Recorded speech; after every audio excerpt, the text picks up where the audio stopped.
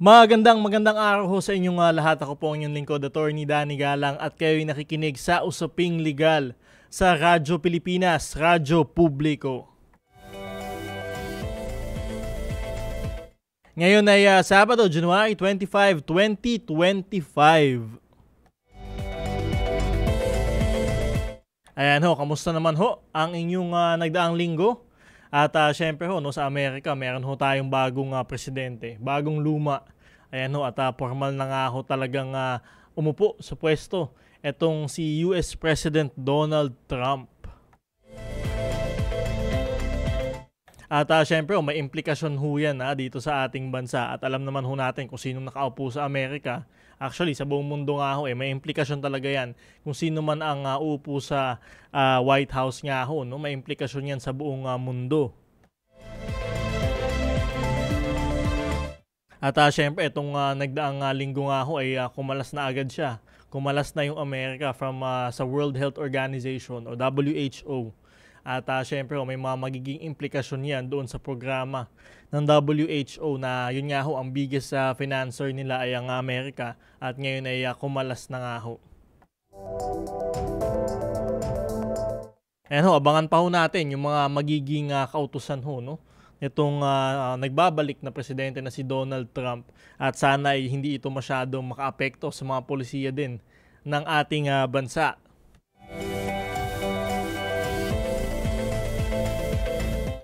Napapakinggan ang Usaping Legal sa Radyo Pilipinas tuwing Sabado mula alas 11 ng umaga hanggang alas 12 ng tanghali. Tayo ay napapanood din sa Free TV dahil sa pagtutulungan ng Radyo Pilipinas at ng People's Television. Hanapin ang Usaping Legal at iba pang programa ng Radyo Pilipinas sa Channel 3 sa TV Plus at sa Channel 45 to 49 naman sa Afford the Box.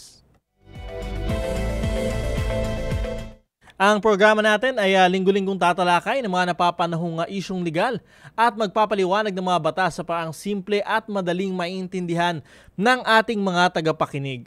Meron din tayong segment sa ating programa, Ang Sagot Kita, kung saan maaari kayong sumangguni ng inyong mga katanungang legal.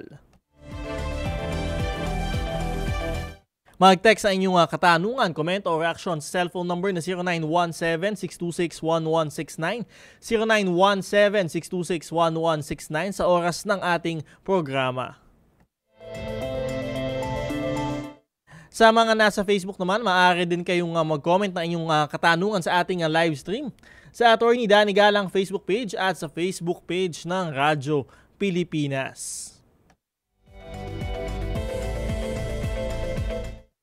Eto ho, naghain ng panukalang batas si Zamboanga City 1st District Representative Kimmer Adan Olaso na naglalayon na parusahan ng kamatayan sa pamamagitan ng firing squad ang mga opisyal ng gobyerno na mahatulang guilty ng korupsyon, plunder at iba pang kaso. Sa explanatory note ng panukalang batas, sinabi dito na kahit madami na ang batas sa ating bansa, hindi pa din ito sapat para matigil ang korupsyon. Kaya naman sa ating tanong sa bayan ngayong Sabado, January 25, 2025, sang-ayon ka ba na hatulan ng kamatayan sa pamamagitan ng firing squad ang mga korap na opisyal ng gobyerno? Ayan ho, sang-ayon ka ba na hatulan ng kamatayan sa pamamagitan ng firing squad ang mga korap na opisyal ng gobyerno?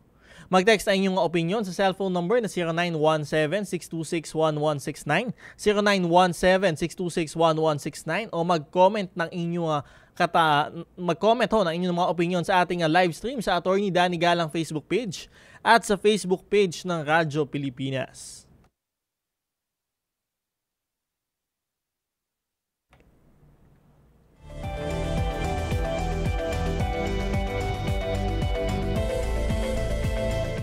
Ayan ho, talaga namang napapanong usapin ho yan.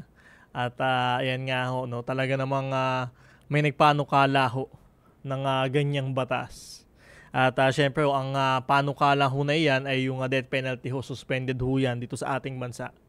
At panahon pa po ni dating Pangulong Gloria Macapagal Arroyo ay wala na hong death penalty sa ating bansa. Pero ito may mga, yun nga ho, dito sa mga sinasabi daw natin na talagang mga krimen na karapat-dapat daw ang death penalty at ito nga ho ay firing squad pa. Yan ho, no? So talagang para nga ho, syempre hindi pa marisan ang ganyang behavior nga ho. At sa dami na ho ng mga opisyal ng gobyerno na talaga namang nakikita natin na at naiirinig natin na talagang may kaso, ayan ho, involved sa corruption, ay napapanahon ho ba ang talagang gantong batas. At hindi naman na ito bago kasi ho, sa ibang bansa ay talagang may mga ganito ding batas at panukalang batas para ho talagang masawata yung mga corrupt na opisyal ng gobyerno.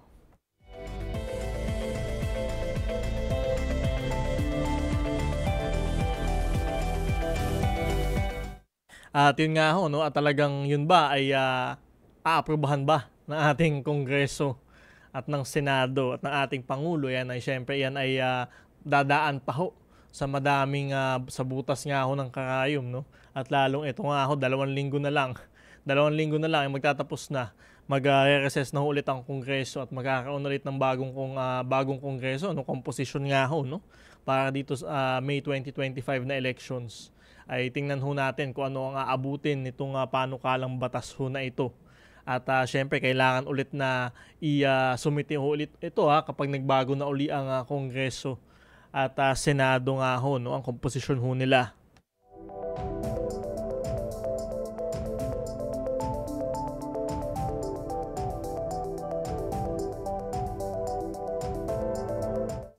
At syempre, ang dami din ho nating mahahalagang usaping legal ho ngayon. Ay katulad na lamang ho itong paglapit ng barko ng Chinese Coast Guard o CCG dito sa karagatang sakop na ng Zambales, no? Halos malapit na ho sa Zambales. At nakita naman natin yung tension nga ho, no? Yung tension, yung escalation, talagang tumitindi nga ho simula nitong taong 2025, itong bagong taon nga ho, at nagpadala pa nga ho ang China ng monster ship dito sa ating malapit na ho, dito sa atin, dito sa Zambales nga ho, no? At syempre doon nga ho sa ating exclusive economic zone. Kaya naman ito ho, sa ating usaping legal ngayong araw, nag-issue ng mga radio challenge ang Philippine Coast Guard o ang PCG laban sa tangkang paglapit ng Chinese Coast Guard o CCG sa dagat na malapit sa Zambales na bahagi ng Exclusive Economic Zone o EEZ ng bansa nitong Biyernes, January 24. Sinabi ng PCG na matagumpay na napahinto ng BRP Cabra ang CCG 3103 mula sa paglapit sa Zambales, ngunit kalaunan ay pinalitan din ito ng mas malaking barko, ang CCG 3304. 2016 pa nang maglabas ng desisyon ng Permanent Court of Arbitration sa The Hague, Netherlands na pabor sa Pilipinas at sinabing walang legal na basehan ang 9-dash line ng China maging ang reclamation at iba pang aktibidad na ginagawa nito sa karagatang sakop ng Pilipinas. Kaugnay ng usaping yan, makakausap natin ang distinguished professor mula sa Department of International Studies ng De La Salle University at International Affairs Analyst, Professor Renato De Castro. Magandang araw, Professor De Castro. Welcome back sa Usaping Legal. Kayo ay napapakinggan sa Radyo Pilipinas at napapanood din ho sa PTV. Magandang umaga, attorney. Kamusta po kayo? Mabuti naman ho ako, Professor De Castro. Sir, mula sa pag-deploy ho ng monster ship sa dagat na sakop ng Pilipinas hanggang sa tangkang paglapit sa Zambales, tila mas nagiging agresibo na ang China. Sa simula ng taong ito, ano ho ang mensaheng gusto nilang iparating dito? Well, ang sabi, ang description dyan ni Colonel Raymond Powell ng Seagate, no, na isang analyst din, ito ay isang kaso na tinatawag niyang intrusive patrol. Intrusive, no? Talagang pinapasok niya yung mga exclusive economic zones ng mga bansa dito, no, Pilipinas at of course Malaysia, para ipamukha sa atin na kaya nilang kumbaga mag-patrol doon, mag-conduct ng patrol. No, kaya nilang mag-operate within yung exclusive economic zone ng mga maliliit na bansa dito sa Southeast Asia. At kaya nga ho sila, sir, lumalapit. Ngayon malapit na ho sila sa Zambales at talaga namang pinapaalis din sila ng ating mga barko. Ganun ho ba yun? Oo, ganun talaga. Talagang kumbaga, ano yan, tunggalian yan. No? Ito, of course, yung intrusive patrol ng China, isa tong parte na tinatawag nating gray zone operation. No, paggamit ng dahas, ng pressure, short of actual use of force, no, na hindi gumagamit ng kinetic. So, nasa stage tayo na talagang gumagamit ang China ng gray zone operation. At yung ginagamit niya dito, yung Chinese Coast Guard tsaka yung Chinese Maritime Militia. Pero nakikita lang natin ngayon yung Chinese Coast Guard, white. Pero usually, no, pag nagkukondak ang China ng gray zone operation, sa likod niyan, nandyan yung barko ng People's Liberation Army's Navy. No, ano lang ako, bakit hindi nire-report ng Philippine Coast Guard? Pero ganyan ang standard operating procedure pag nagsasagawaan mga Chino ng isang gray zone operation. At specific dito sa kaso na nakikita natin dito sa Monster Ship, yung intrusive patrol na ginagawa nila. Kaya namin magpatrolya, kaya namin saliksikin ang karagatan nyo sa loob ng exclusive economic zone nyo. Alright sir, sinabi ni National Security Council spokesperson Jonathan Malaya na ito nga hong patuloy na agresyon na ito ng China, no, sa kanilang monster ship at mga barko ay isang anyo ng escalation at provocation. Ano ho yung reaksyon nyo ho dito?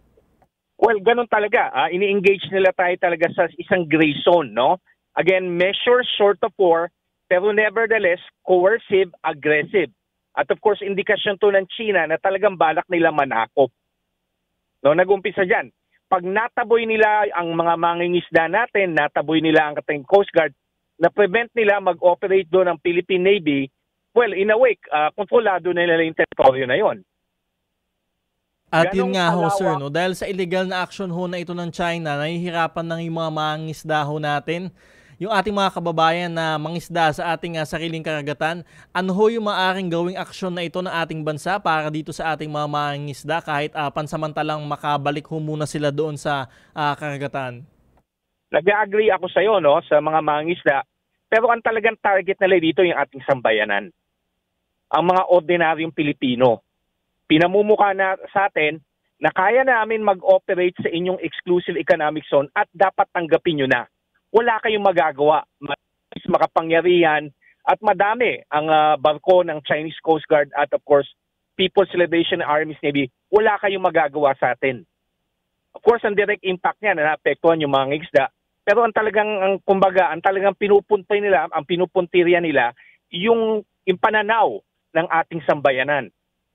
Kaya dapat tutulan natin. Huwag tayo pumayag. Hindi katanggap-tanggap ang ginagawa ng mga Chino. So sir, sinabi nyo kanina towards na nga ho ito talaga sa pananakop. So aasahan ho natin na sa buong taon mas iigting pa itong ginagawang agresyon ng China. At hindi lang dyan, no? Katulad nga yung pagtutol ng China sa pag-deploy dito ng Typhoon missile. No? Hindi lang nakikialam ang China, kumbaga pinilang tayo pinapaalis sa ating teritoryo, sa ating maritime entitlement. Kumbaga, nakikialam pa ang China sa ating, kumbaga, kasarinlan, sa ating sovereignty. Sinasabi ng China anong dapat natin gawin, anong hindi dapat natin gawin. So nakikita natin yung talagang malawakang gray zone operation ng China. Hindi lang sa karagatan, miski dito sa nangyayari sa ating loob ng teritoryo ng Pilipinas. Diba? Alright sir, nakakabahala nga ho talaga yung mga ganyang statement mula sa China. Nitong nagdaang linggo naman ho, no, ay formal na nanumpa na bilang bagong presidente ng Amerika, si Donald Trump. Sa tingin nyo po, paano ito makakaapekto sa ating suliranin at tensyon nga ho dito sa West Philippine Sea? Well, tatandaan nyo, no, sa unang termino ni President Donald Trump, doon nagsimula yung tinatawag nating tunggalian ng Amerika at saka China. Kompetisyon. Ang term nila kompetisyon. Noong 2017 na talagang, kumbaga, tatapatan na ng Estados Unidos kung ano man ang ginagawa ng China sa technology, sa ekonomiya, sa South China Sea at sa punto ng pananakot ng China sa mga aliadong bansa ng Amerika. So, tinuloy yan ni President Joe Biden at may of course indikasyon na itutuloy pa rin ni Donald Trump kung ano ang sinimulan niya noong 2017. Nakikita na natin sa pag-appoint niya, no, kay Secretary of State Marco Rubio na nung sa kanyang confirmation hearing niya, sinabi niya, no, na dalawang bansa kumbaga ang hinaharap ng China, no? Pilipinas at Taiwan. So hindi ko nakikita magkakaroon ng pagbabago. Makikita ko pa ang pangtindi ng pangtunggalian ng Amerika at China, no? Sa lahat ng larangan, sa ekonomiya, sa technology, sa geopolitics, sa larangan ng military build-up. So, ayun ang nakikita ko. Ito naman sir, no, sa dinami-dami ho ng mga diplomatic protest ng ating bansa laban sa China, ano pa ba yung mga dapat nating gawin ho sa ng ating bansa para matigil na itong tumitinding agresyon ho na ito ng China? Una pa, natin ang na ikitig, determinado, makapangyarihan at talagang mananakot ng China. Ang dapat nating gawin, kumbaga palakasin natin ang ating sandali sa Coast Guard, lalo na ang hukbong dagat. Puntahan natin, tinatawag nating strategiya ng ating gobyerno na Comprehensive Archipelagic Defense Concept o CADC. No, na dapat talaga palakasin natin ang hukbong dagat natin. Pero bago natin mapalakas ang hukbong dagat, puntahan ang pagkakait. No? Nasa karagatan natin, kumbaga, nalulubag pa. Dahil sa bayanan, dapat tayo magkaisa na ating, kumbaga, mag-away-away pa tayo dito. Kanin pa natin ang ating presidente, papatayin natin ang presidente ko. Dapat alisin natin yung mga bayan natin talagang magkakalat pa ng fake news at Sir, medyo choppy lang ho ang linya ho ninyo Okay. Dapat importante pagkaisa tayo. Sa bayanan. Kasi talaga nakikita natin kung paano sila nakikialam sa ating kasarinlan sa ating sambayanan. Alright sir, ito sinabi ni retired Senior Associate Justice Renato Antonio Carpio na dapat daw maghain ng pangalawang arbitration case ang Pilipinas laban sa China dahil sa mga nangyayaring ito. Ano ho yung reaksyon nyo ho dito?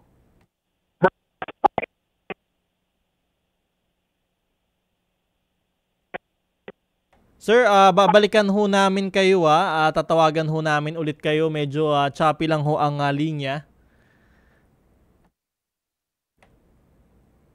Hello, sir?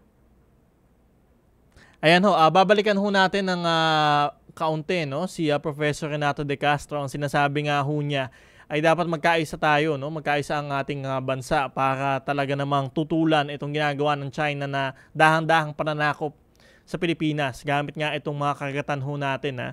At sinabi din ho ni Professor Renato De Castro na inaasahan niya na sa pag-upo nga ni President Donald Trump ay talaga namang ipagpapatuloy lang ng Amerika yung kanyang nasimulan, no, na pakikipag kompetisyon sa China at yun nga ho at kasali na yung mga kaalyadong bansa ho nito, no, katulad ng Pilipinas at ng Taiwan. Ayan ho, tinatawagan lang ho natin si Professor Renato De Castro at naging malabo ho yung kanyang linya kanina.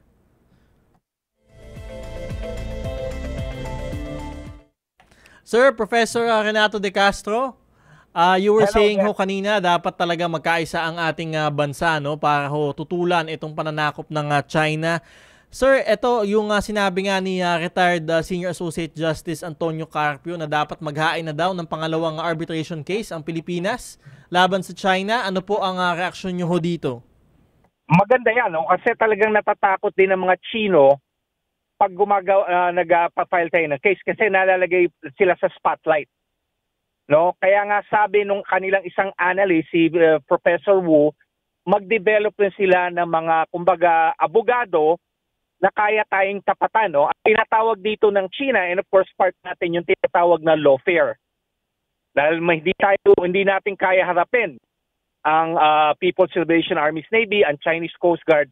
Ang paraan lang natin para mapantayan sila ay mag-file tayo ng case sa Permanent Court of Arbitration, no?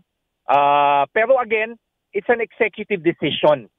So depende yan sa desisyon ng ating Pangulo ngayon. Katulad rin sa desisyon ni ang nasirang President Benigno Aquino III, no?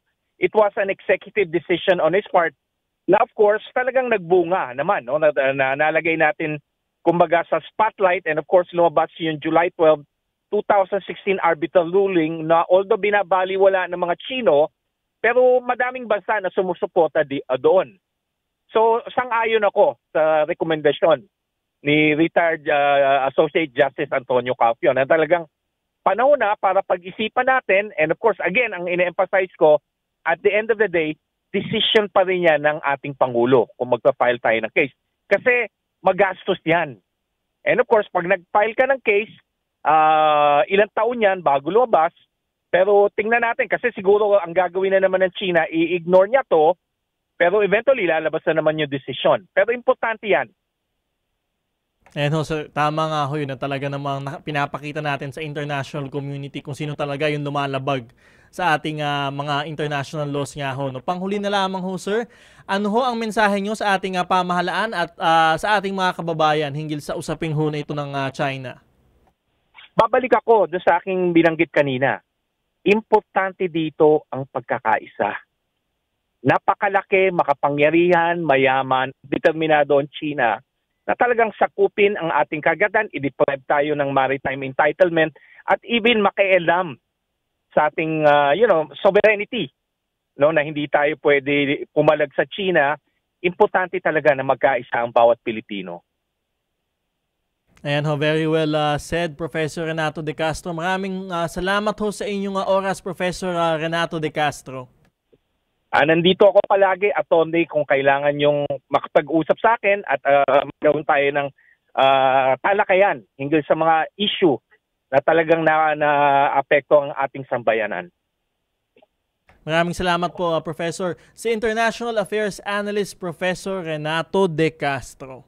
Sa pagbabalik na usaping legal, sasagutin ko naman ang inyong mga katanungang legal. Mag-text ng inyong mga katanungan, komento o reaksyon sa ating programa sa cellphone number na 0917-626-1169, 0917-626-1169 o hanapin ang ating live stream sa Attorney Danny Galang Facebook page at sa Facebook page ng Radyo Pilipinas. Magbabalik ang usaping legal matapos lamang ng ilang paalala. This is a public service announcement.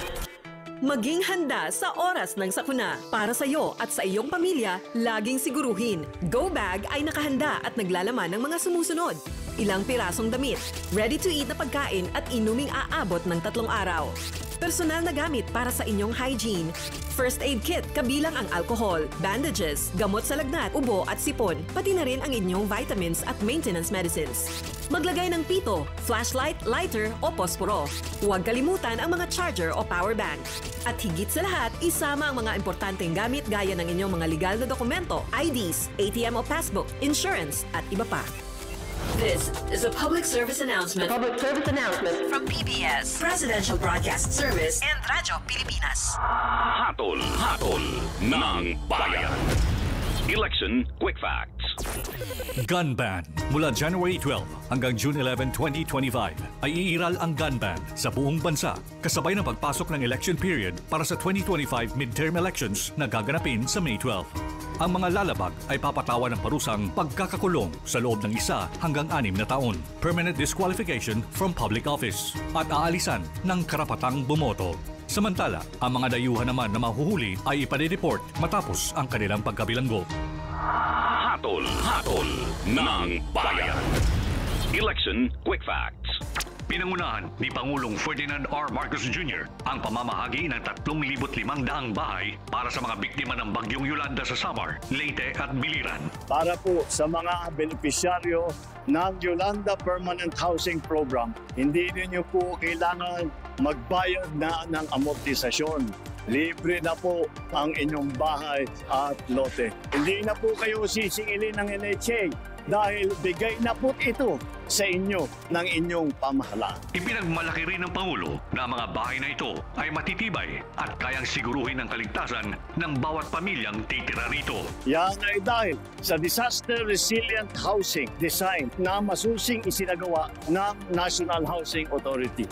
Ibig pong sabihin nito, ang ating mga pabahay ay kaya nang labanan ang malakas na hangin at lindol. Para sa iba pang mga balita at impormasyon, manatiling nakatuto. Tapat sa pag-uulat. Radyo Pilipinas. Radyo Publiko 738. This is a public service announcement. Isang paalala mula sa National Telecommunications Commission, National Capital Region o NTC-NCR. Ang kanilang Oplan Contra Text Scams. Oplan Contra Text Scams. Binabalaan ng publiko na sakaling kayo ay makatanggap ng kakaibang text messages sa mga di kilalang numero o di kaya ay mga text messages na may kahina-hinalang mga link. Huwag pansinin, huwag pindutin, huwag i-click ang link. Huwag i-click ang link. Ipagbigay alam agad sa NTC website ntc.gov.ph o kaya'y sumulat sa kanilang email na contratextcam@gmail.com.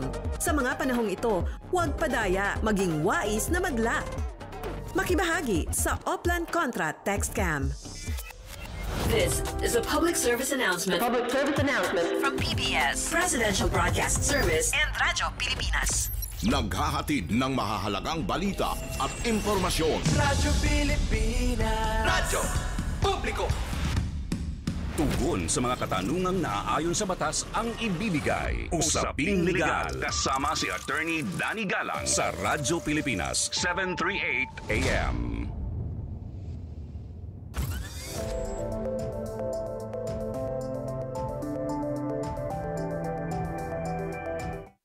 Eto ho, ang dami na hong nagme-message ho sa atin dito sa ating Tanong sa Bayan ngayong Sabado, January 25, 2025. Sang-ayon ka ba na hatulan ng kamatayan sa pamamagitan ng firing squad ang mga korap na opisyal ng gobyerno?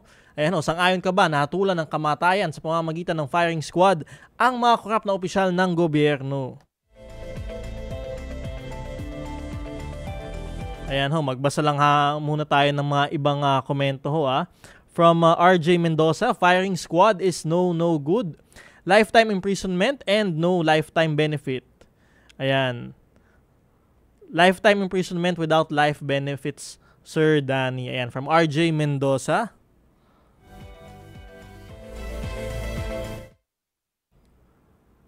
Ito naman ho, from June Agbisit. Humanda na tayo, reserve at enlisted personnel, civilians ay magsanay na humawak ng sandata. US at kaalyado nating bansa tulong-tulong na para humarap sa WPS. Ayan ho, mag-text ho ng inyong mga opinion sa 0917-626-1169, 0917-626-1169 o hanapin ho ang ating Facebook page, Attorney Danny Galang Facebook page at Radyo Pilipinas Facebook page. Maaari din ho kayong mag-comment ho dyan, babasahin ho natin yan ng live dito sa ating programa. Kaya ito, wag naman ho nating patagalin pa. Dumako na ho tayo sa ating segment na Sagot Kita. Mga legal concern na nais mabigyang kalinawan. Sagot kita! Mga nasusulat ukol sa batas na hindi lubusang maintindihan. Huwag kang mag-alala. Sagot kita! Sumangguni na kay Attorney Danny Galang dahil dito, Sagot Kita! Dito sa Sagot Kita, sagot ko po kayo at ang inyong mga katanungang legal. Mag-text na inyong katanungan, komento o reaksyon sa ating programa sa cellphone number na 0917-626-1169, 0917-626-1169 o hanapin ang ating live stream sa Attorney Danny Galang Facebook page at sa Facebook page ng Radyo Pilipinas. First question natin coming from Ryan Dumagit.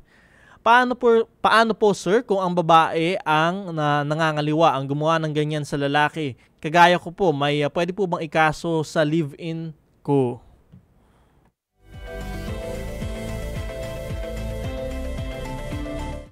Ito ho, yung nagtanong ho sa atin, tanong niya kung meron hong concubinage para doon sa mga kalalakihan, ay meron din ho ba para sa mga kababaihan? Ay syempre meron ho niyan, no? Meron ho tayong tinatawag na kasong adultery. Yung kaso hong adultery ay ayan ho, no, para ho yan sa ating mga doon sa mga babae naman ho, no, nangangaliwa sa kanilang asawa. So ano ho ang mga elemento ho ng batas ho na yan, ng kaso ho na yan, no? Una-una ho, kailangan ho ay kasal ho kayo sa inyong asawa. So dapat ho kasal ho kayo, legally married ho kayo sa inyong asawa. Ikalawa ho, yung inyong asawa ay nagkaroon ng nakipagtalik nga ho, no? Nagkaroon ng sexual intercourse sa ibang lalaki na hindi niya asawa. At ang pangatlo ho, alam nung lalaki na yung katalik ho niyang babae ay kasal na at may asawa. So bakit ho kailangan alam nung lalaking katalik nung inyong asawa na siya ay may asawa na, no? Dahil ho kasama ho siya sa kaso. Ayan ho, no? Damay ho siya sa kaso.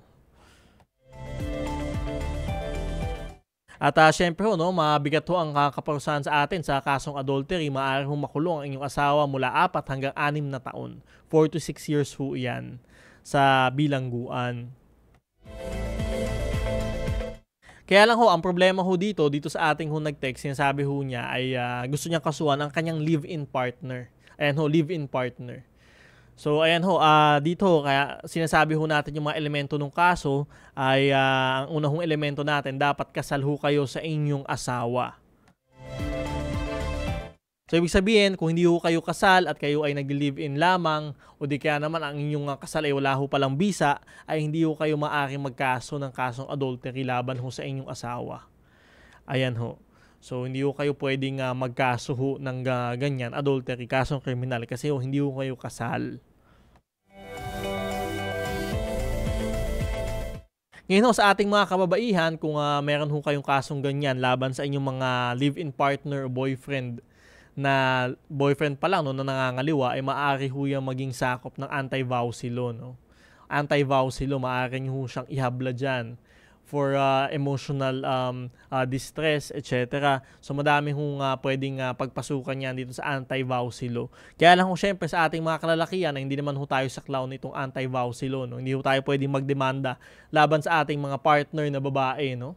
Girlfriend o live-in partner na gamit nga itong anti-vowsy law. No? Pero pag mga ganyan ho, kung wala hong batas, maaari ho tayong magkaroon ng civil suit. Ayan ho, civil suit at tayo ay mag-demand ho ng damages. Laban nga ho dito sa ating live-in partner, etc. Na yun nga ho, nangaliwa ho sa atin, maaari tayo makarecover ng damage. No? Ihabla ho natin using civil suit na lang ho. No? Dahil ngayon ho, syempre nga ho, yung vowsy natin ay para ho talaga sa mga kababaihan. Sa kasamaang palad sa mga kalalakihan ho, wala ho tayong ganyang counterpart ho na batas.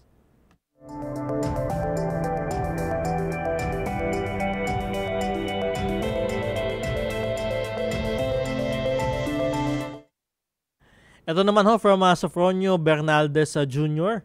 Attorney, tulungan mo naman ako, kinakaltasan ako ng damage sa naaksidenteng pasahero. Hindi ko naman kasalanan dahil konduktor po ako at driver po ang may kasalanan. Yung company namin hindi nag-remit ng updated namin na kaltas.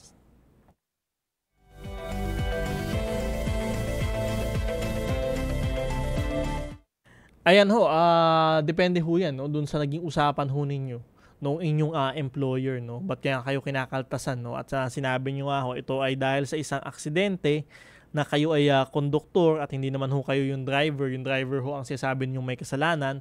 Ay ayun ho, syempre, no? Depende na rin yan dun sa nangyaring usapan ho ninyo ng inyong employer. At kung bakit kayo nadamay. At syempre, no, iniisip ng employer ninyo na talagang may kasalanan din ho kayo dahil kayo yung konduktor. At kayo yung kasama ng driver nung nangyari yung aksidente. Ngayon, syempre, hindi na ho natin alam yung mga detalye ho, no? Nung aksidente ho na yan. Pero valid naman ho yung ganyan kapag kayo ay kinakaltasan ho ng inyong empleyado dahil kayo ay ng inyong employer, no? Dahil kayo ay may nagawang pagkakamali o kasalanan dun sa inyong employer. At syempre, yung damage, syempre, siningil din ho yan. Siningil yung inyong employer. Kaya malamang sa malamang ay pinasa ho din ho sa inyo dahil nga sinasabing kayo ay may responsibilidad doon sa nangyari.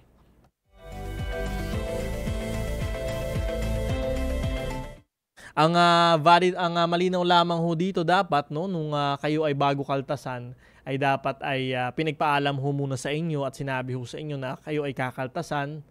At ayan ho, at ito ay inyong may consent nyo naman ho, no?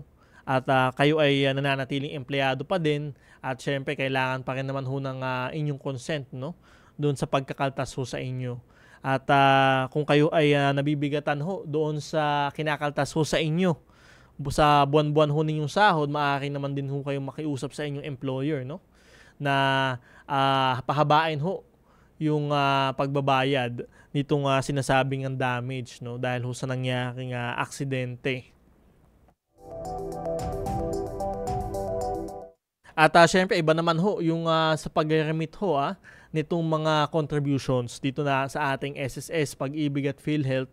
Dapat ho yan ay nire-remit ho ng tama at updated ng inyong mga employer. At kapag hindi ho nila ginawa yan, maaari ho kayong magsumbong dito sa mga ahensya ng gobyerno na concern nga ho, no? Itong SSS, PhilHealth at Pag-ibig.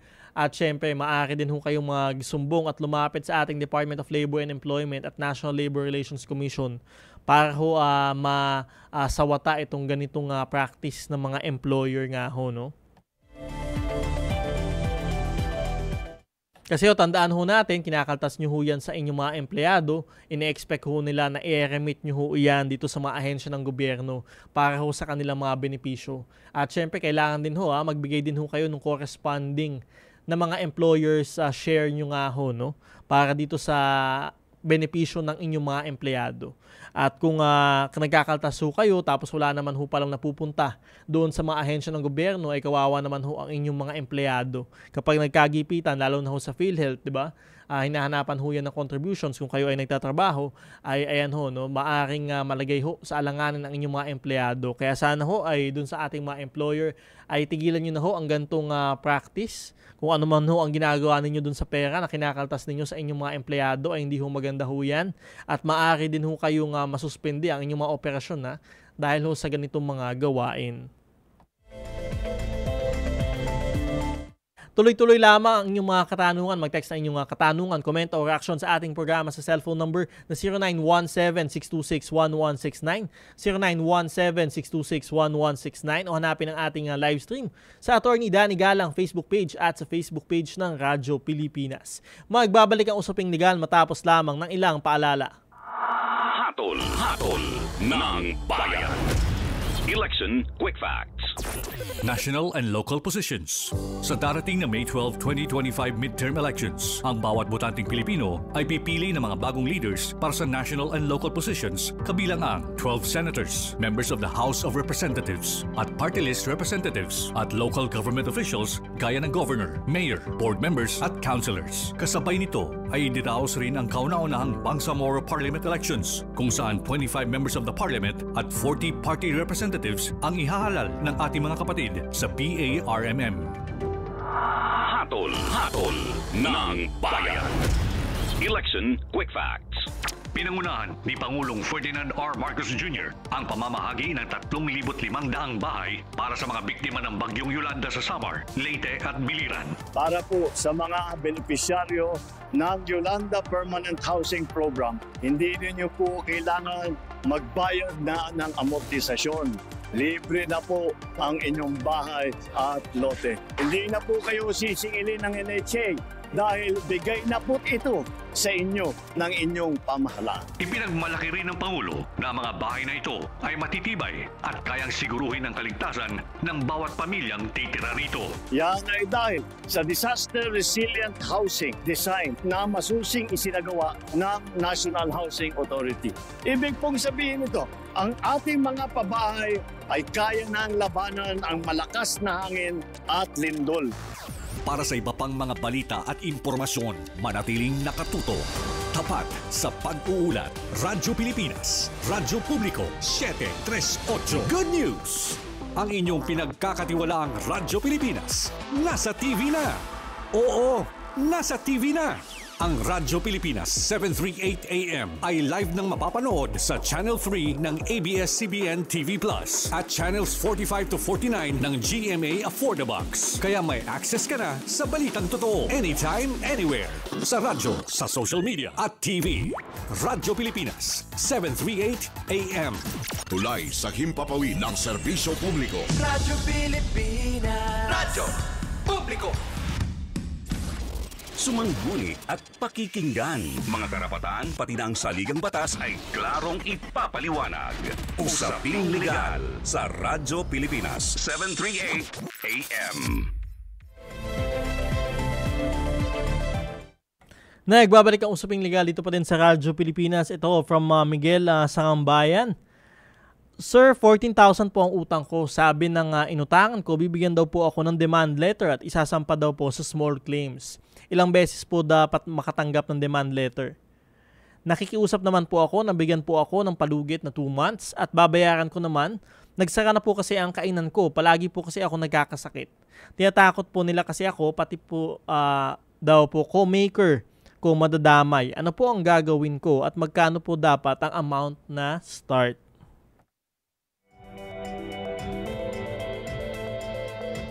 Ayan ho, yung nag-message ho sa atin, may 14,000 pesos na utang. At ayan ho, tinatakot na ho siya nung kanyang inutangan na siya ay ipapa-small claims court. At ayan nga ho. At siya ay humihingi ng palugit, no? 2 buwan. So tinatanong niya kung makakatanggap siya ng demand letter at magkano yung dapat niyang bayaran. Eto ho, ganito ho yan, no? Una ho, kung kayo ay nasa parehong barangay, maaari ho kayong dalhin sa barangay, no? At yun nga ho ay dito ho muna kayo dalhin, no? At kung hindi ho kayo nagkasundo sa barangay, ayun na, maaari na ho maaari na ho siyang dumulog sa ating mga small claims court. At syempre sa una ho niyan, talagang papadalahan ho kayo ng demand letter. At katibayan ho ito na talaga namang siya ay naniningil ho ng kanyang na inyong pagkakautang ho sa kanya. Ngayon ho, wag ho kayong matakot, no? Kung dadalhin ho kayo sa barangay o di kaya naman sa ating mga small claims court, ay ayan ho, ano, kailangan nyo lamang ho siguro makipag-usap doon sa inyong inutangan. At ayan nga ho, alam ko, nakiusap na ho kayo, bigyan ho kayo ng palugit, makiusap pa ho tayo. At maaari nating bayaran ho, no, ng paunti-unti yung pagkakautang ho ninyo. Sana ho ay pumayag ho yung pinagkakautangan nyo ho na ito, no? Pero pag hindi ho pumayag, syempre dadalhin ho kayo sa ating mga small claims court. Ay ayan ho, no? At talaga namang yan ho ang takbuhan ng mga nagpautang na hindi na nababayaran. At wag ho kayong mag-alala kasi sa ating mga small claims court, informal lamang ho yung mga proceeding ho dyan. Ibig sabihin ho, ay hindi na ho kailangan ng mga abogado. In fact, bawal ho yung mga abogado sa ating mga small claims court. Kaya ho makakaasa ho kayo na informal lang ho yung mga proceedings ho dyan at kayo ay pipilitin hong pagbatiin, no, nung small claims court. At syempre pag wala hong nangyari ay talaga naman syempre mag-aakda na ho yan, no, ng desisyon na kumbaga magkano yung kailangan ninyong ibayad dito sa inyong pagkakautang.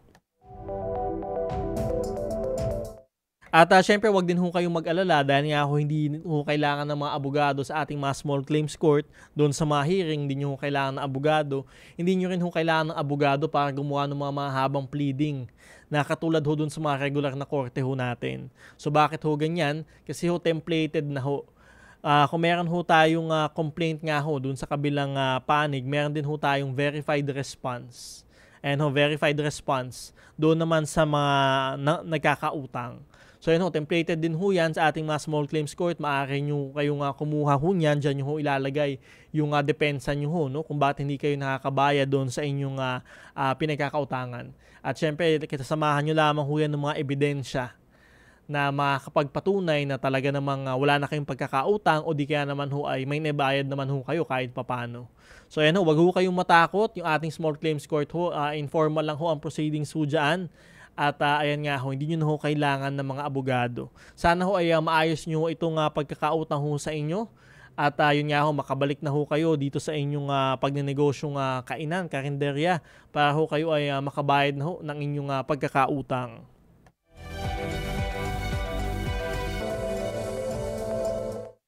Eto, magbasa lamang ho tayo nung ating mga ibang komento dito sa ating tanong sa bayan. Sa ating tanong sa bayan ngayong January 25, 2025, sang-ayon ka ba na hatulan ng kamatayan sa pamamagitan ng firing squad ang mga korap na opisyal ng gobyerno?